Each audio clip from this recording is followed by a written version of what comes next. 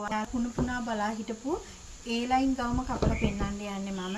ඔයාලා හොඳට බලා ගන්න. මම මේක කපලා පෙන්නන්නම්. මේක හැබැයි අපිට ගන්න තියෙන්නේ බලවාටි ඉඳලා නෙමෙයි. මොකද මේකේ බෝඩරයක් තියෙනවා.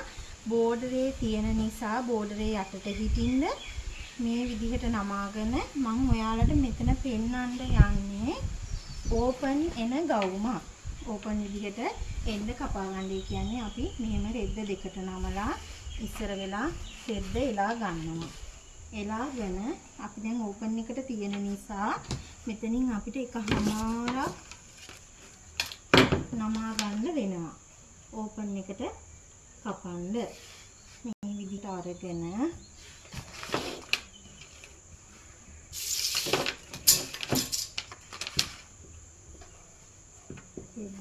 දිගට එලාගෙන ඔයාලා මේ විදිහට එකමාරක් නමා ගන්න.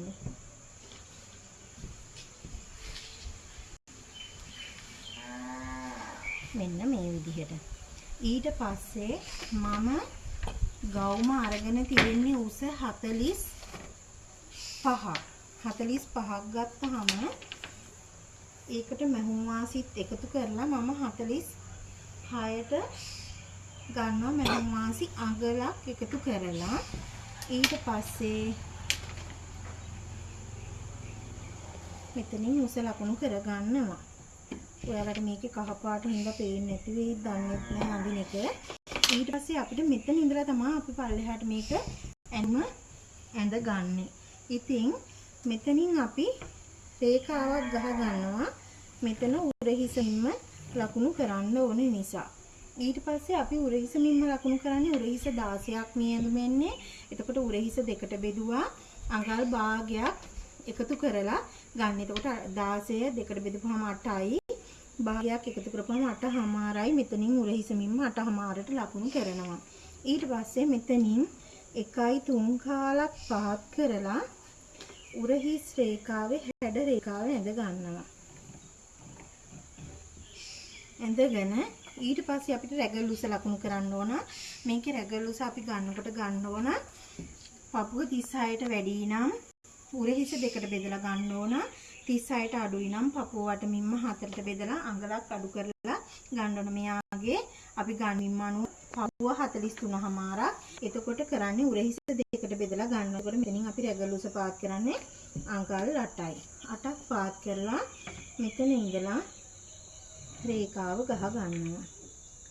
ඊට පස්සේ මෙතනින් රේඛාව ගහගෙන ඊට පස්සේ මෙතන අපි රැගල් දිග ලකුණු කරන්න ඕන. රැගල් දිගට ගන්න අපි පපුව වටමින්ම 4ට බෙදුවා. 4ට බෙදලා ඒකට අඟල් 1මාරක් එකතු කරලා එන උත්තරේ තමයි මෙතන රැගල් උස ගත්ත තැනින් රැගල් දිග රේඛාවේ ලකුණු කරන්න. එතකොට 43මාරයි. ඒක බෙදුවා 4ට අඟල් 1මාරක් එකතු කරලා එනමින්ම අපි මෙතනින් ලකුණු කරනවා.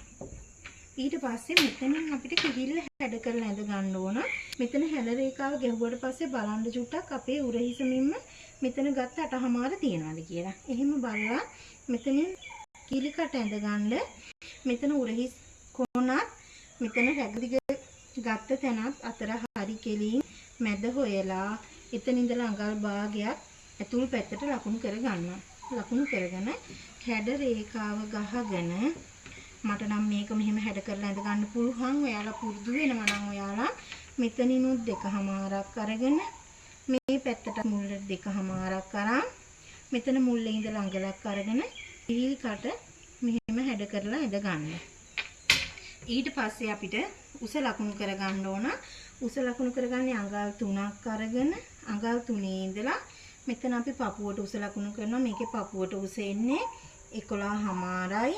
ඉනට උස එන්නේ 16මාරයි. ඊට පස්සේ සම්පූර්ණම උස ගන්නවා. ඊට පස්සේ අපි ඉනට උස ගත්ත තැනින් රේඛාව ගහගෙන අපිට ඉන වටමින්ම ලකුණු කරගන්න ඕන.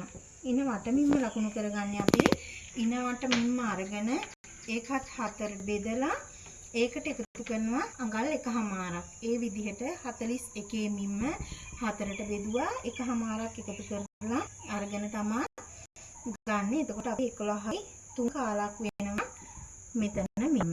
ඊට පස්සේ අපිට තියෙන්නේ මෙතනින් හැඩ කරලා රැගල් රේඛාවයි ඉන රේඛාවයි හැඩ කර ගන්න. ඔයාලගේ මේකේ ඔයාලට ඕන කොටක් ගන්න පුළුවන්. අපිට මේකේ අපි දැන් බලමු මේකේ අපිට තියෙන දුර ප්‍රමාණය දෙකට බෙදලා ගමු. මොකද මේකේ මේ ලොකු ප්‍රමාණයක් නෑ. යාර දෙකක් තියෙන්නේ. මෙහෙම බෝඩරේ තියෙන රෙද්දක්. ඊට පස්සේ කරන්නේ අපිට ඕන කොටට ඉනේ ඉඳලා හැඩ කරලා හැඩ රේඛාව ගහ ගන්න. ඔයාලට මේකේ මං ගෙනාවු පාට හරිනේ වගේ පේනවද දන්නේ මේ රේඛාව.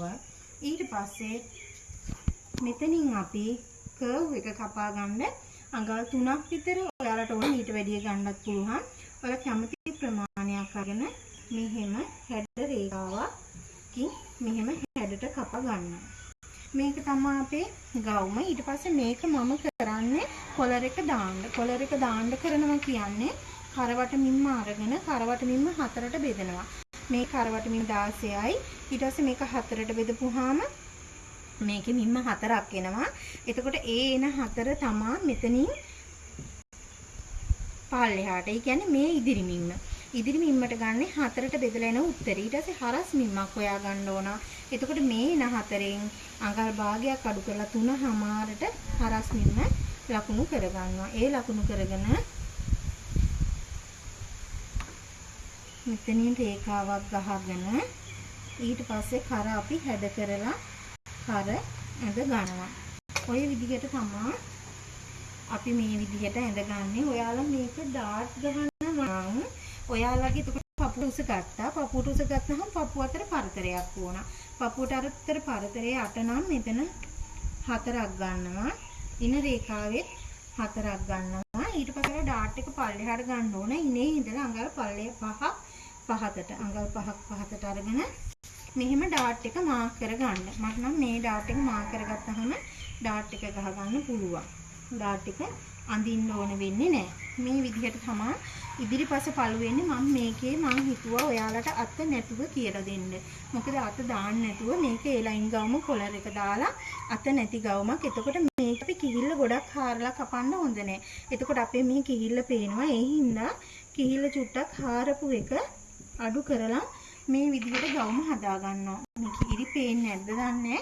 ඊට පස්සේ මම මේ ඇඳගත්ත රේඛාවලින් මෙතන කර තියෙනවා. මම ගවම කපා ගන්නවා.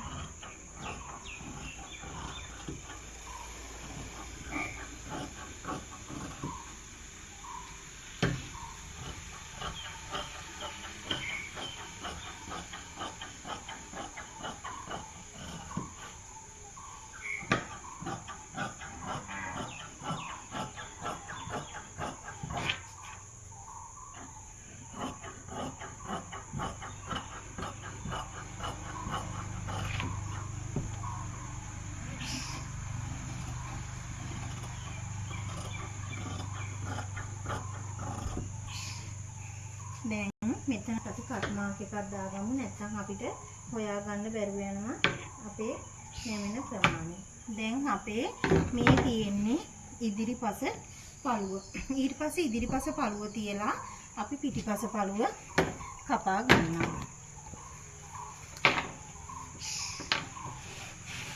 නැවතත් දෙද්ද අපි එලා ගන්නවා නැම්මට. දැන් තියෙන්නේ නැම්මට එලාගෙන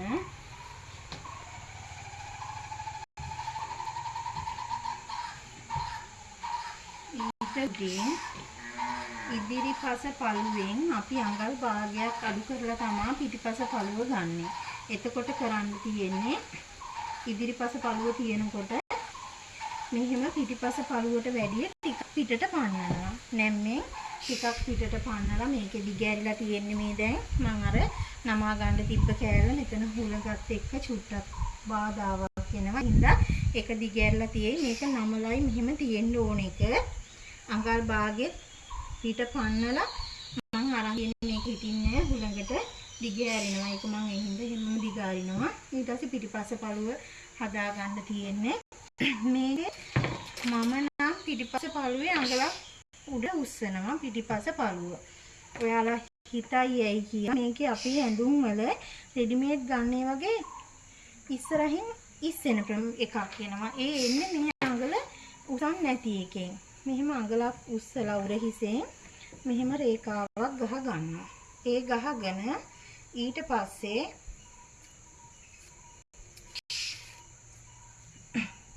මෙතනින් මේ එන මිම්ම තමයි හරස් මිම්ම ගන්න. මෙතනින් එකමාරක් පාත් කරනවා අපි කොලර් එක දාන නිසා. එකමාරක් පහ කරලා මෙහෙම කර හැඩ කරගෙන ඉතින් හරිය මේ විදිහටම කපා ගන්නවා. මේක තමයි අපේ පිටුපස පළුව. මම හුරු වෙලා තියෙන මේ අඟලක් උස්සලා එන විදිහට තමයි ඇඳුම කපා ගන්න.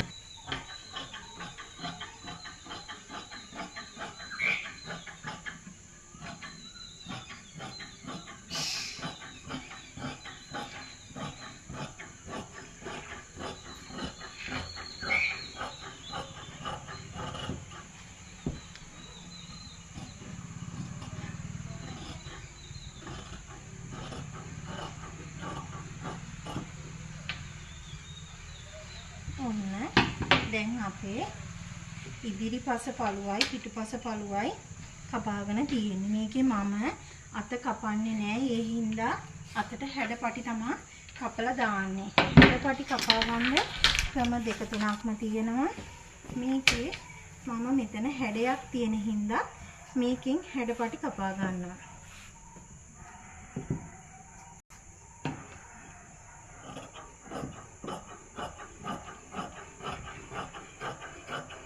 හැඩේ ටිකක් කෙලින් කරලා කපාගෙන ඊට පස්සේ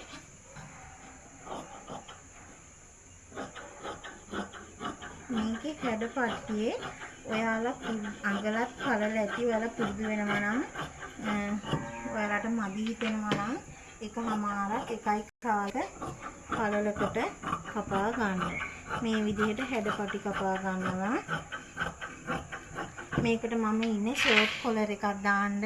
මම ඔයාලට ෂර්ට් කොලර් එක හදාගන්නේ කොහොමද කියන එක ඉදිරියෙන් කියලා දෙන්නම්. ඉදිරියේදී මේ විදිහට මම කපා ගත්තා. ඔයාලට මේ කපපු විදිහ මම මේ ඔයාලට වීඩියෝ එකක් ගෙනාවේ. ඔයාලට ඉදිරියට මේ ගවුම ෂර්ට් කොලර් එක දාලා මහලා අවසන් කරන විදිහ ඉදිරියේදී කියලා දෙන්නම්.